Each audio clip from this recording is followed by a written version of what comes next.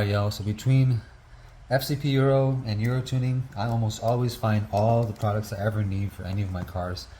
They really have the best lineup of products and things you'll need for maintenance, everything from upgrades to regular do-it-yourself repairs and whatnot. So let's see what we got in this box today.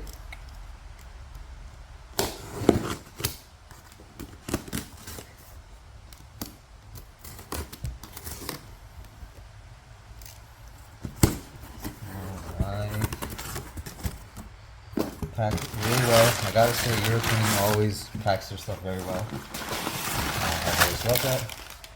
So it's just packing materials.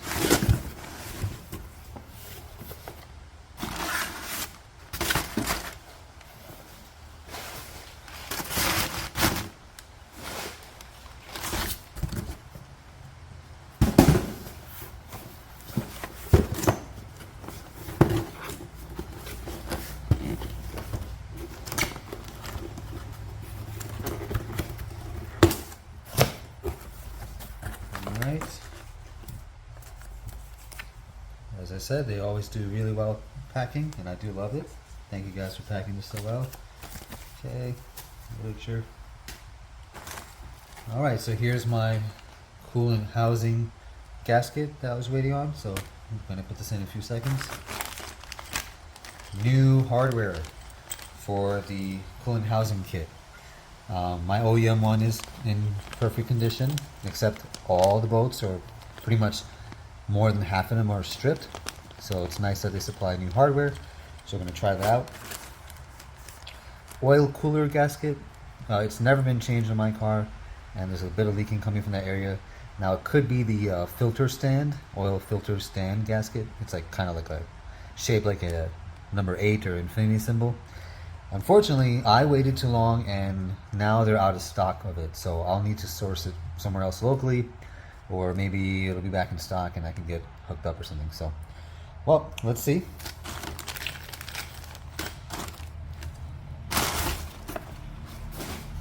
Oh, cool. So here is an OEM, or rather, I don't know what brand it is, but it's a heater core. I have not changed the heater core on my car since original. At some point in time, I do want to make sure I do that. So for now, this will live in a box, packed nicely until it's time to do it. Alright, so let's move on to getting some of these cooling components back together.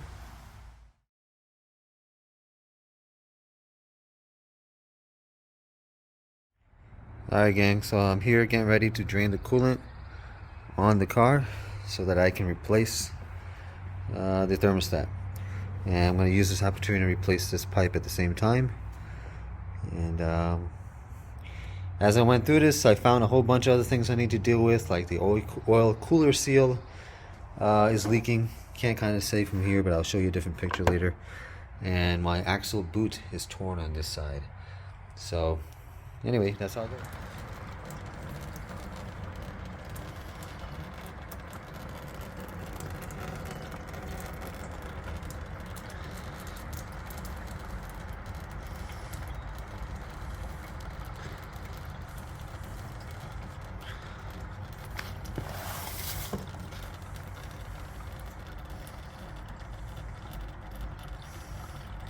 Tarp helps, and a second pan to catch all the runoff.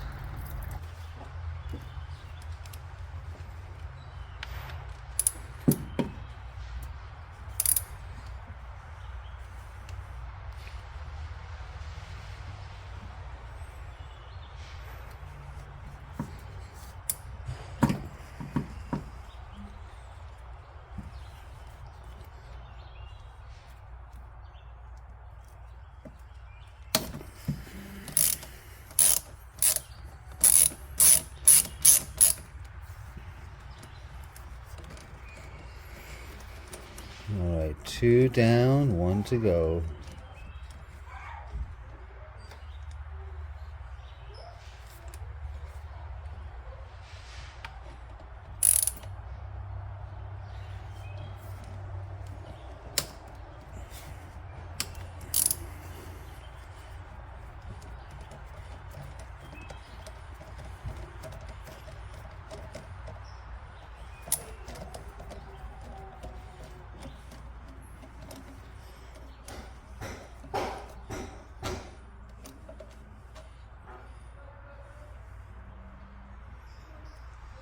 Okay.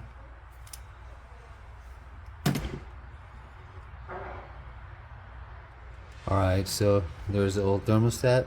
Looks okay. I have a brand new one to replace it with, so we'll be doing that. Gasket and all. And to me, this gasket looks pretty worn down and bad. So we'll probably go ahead and replace this too. And practically all the bolts came out pretty stripped, so new bolts are needed too. Alright, so old thermostat housing, coolant flange housing. These are just the bolts and the clips for the sensors. And you know, a lot of these are quite stripped, so I might as well go ahead and replace them with the new hardware. Okay. Again, new gasket.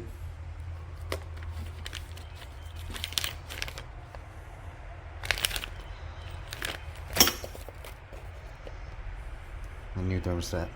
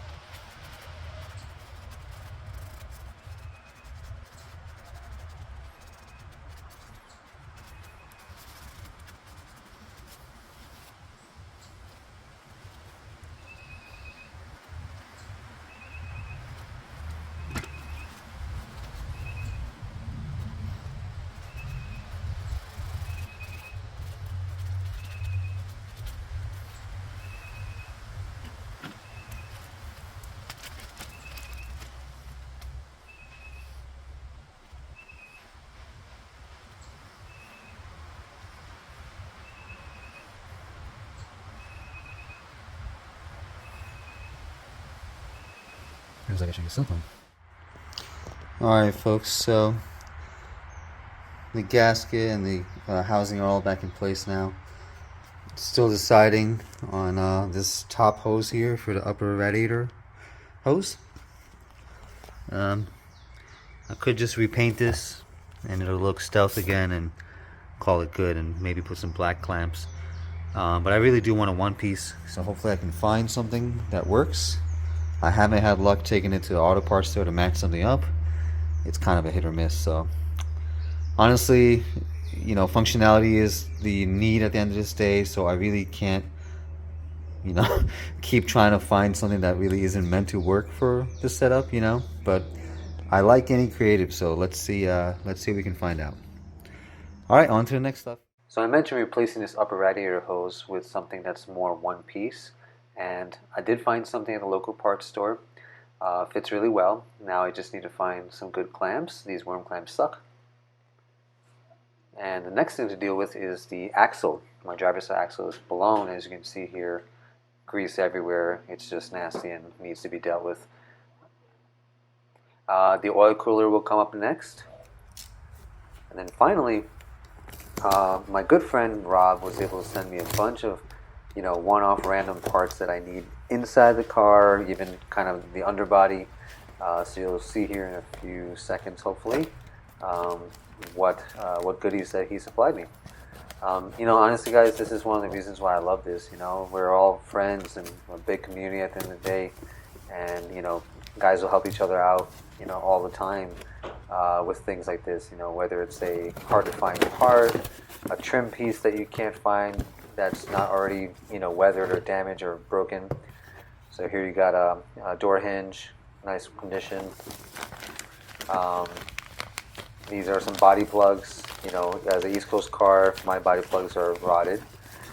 And here is an anchor for the rear seats. Now I have the fold down 60-40 split seats, European version, and I've misplaced that, you know, piece of metal so long ago I can't even find it. So anyway, Rob was nice enough to, you know, give me a whole bunch of hardware and a couple of random pieces I've needed. You know, here's a speaker grill, mine's cracked. So just all the little things, you know, we never have a list that ever ends, and there's always something that we need to replace.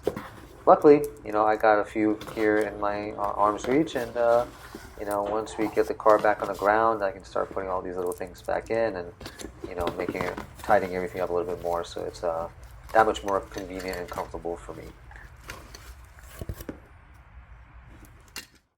Alright folks, so that's about it. That's the first episode of a maintenance log complete. Stay tuned for the upcoming video to replace the oil cooler seals, the axles, and everything else until I can get this thing back on the road again. Thanks for your patience and time, and love your input and feedback to all my fellow Mark III guys and gals. I hope to see you guys soon. I know it's been a while, and I promise it will be worth it. Alright, peace.